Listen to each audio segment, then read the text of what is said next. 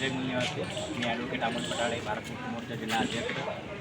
आपण आज या ठिकाणी तहसील कार्यालयामध्ये राष्ट्रीय आदिवासी एकता परिषद यांच्यामार्फत अमरावतीमध्ये जे आदिवासी बांधव आहेत त्यांच्यावर त्या ठिकाणी 2011पासून ज्यांचे गावं जे आहेत 8 गावं त्या ठिकाणी विस्थापित करण्यात आलेले आहेत.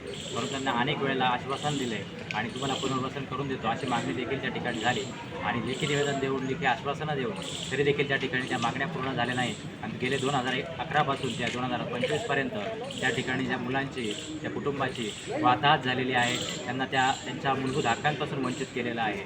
आणि अशा प्रकारे देखील शासन त्यांच्याकडे जर लक्ष देत नसेल तर या शासन आमच्या या आदिवासी बांधवांसाठी काम करतं आहे का? मग आदिवासी विकास मंत्रालय जे काढलेलं आहे ते या प्रश्नांकडे लक्ष देणार आहे का? असा हा आमच्या आदिवासी बांधवांचा एक प्रश्न आहे.